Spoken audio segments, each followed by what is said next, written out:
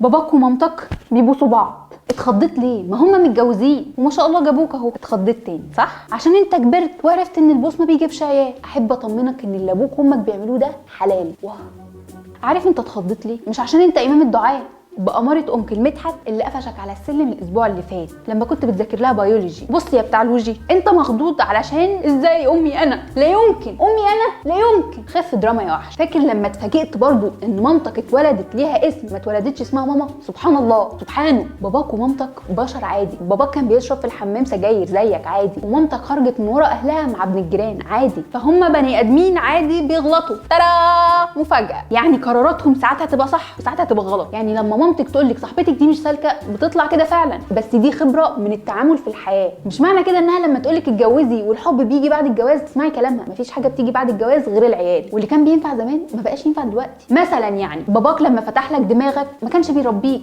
هو كان عنده مشاكل في التحكم في الغضب. ومامتك كمان لما قصت لك شعرك ما كانتش بتعلمك حكمه في الحياه، هي عملت لك تروما فشختك لحد دلوقتي. فبطل تبرر لباباك ومامتك افعالهم ببساطه، وكأن كل اللي بيعملوه فيك ده اهداف نبيله. نبيل عبيد ده اولا، ثانيا هم بشر، لازم تفهم ده كويس علشان تعرف تسامحهم وتكمل في حياتك، مش عشان خاطرهم خالص. طول ما انت شايفهم مستحيل يغلطوا عمرك ما هتعرف تسامحهم، وهتفضل تلومهم طول الوقت. هتبقى راجل سلاسيني محترم كده بس لسه فاكر لباباك انه كان بيحب اخوك اكتر منك. ما يا معلم بشر، بنفضل حاجات على حاجات عادي، محدش بيعدل. العدل ده شركه انتاج، وده مش معناه ان هم اشرار خطفوك من باباك ومامتك الطيبين الحقيقيين. لكن ببساطه باباك ومامتك بيحاولوا يكونوا اب وام. في ناس اصلا ما بتحاولش. التربيه دي عامله زي السواقه، في ناس بتعرف تسوق قوي وفي ناس زي انكل مدحت بيركن العربيه في بق مدخل العماره. باباك ومامتك في تربيتهم ليك يا اما هيبقوا عارفين هم بيعملوا ايه علشان يوصلوك لايه، يا اما انت هتبقى العربيه ال 128 اللي بيجربوا فيها. المهم ان عند سن معين ما تقدرش لا تلوم بيت اهلك ولا تربيتهم ليك، لان انت خلاص كبرت وتعلمت. فحتى لو عندك تروما من حاجه بتاذي بيها اللي حواليك غصب عنك،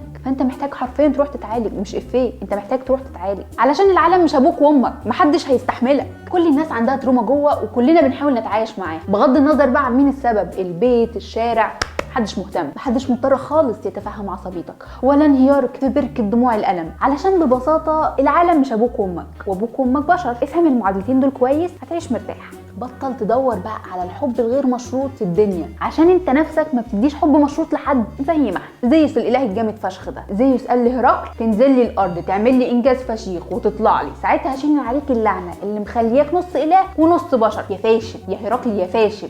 مع ان اللعنه دي اتحطت على هرقل وهو طفل مش بايده حاجه يعملها، وكانت من ألد اعداء ابوه. حادث هرقل اصبح انسان رأفت تراه. نرجع لموضوعنا بقى. استغفر الله العظيم. يعني قصدي يعني ان زيوس الاله مش عارف يحب ابنه هرقل حب غير مشروط. باباك انت هيحبك حب غير مشروط؟ باباك انت العادي محمد احمد بس كده. فقلل سقف التوقعات علشان ما يقعش على دماغك.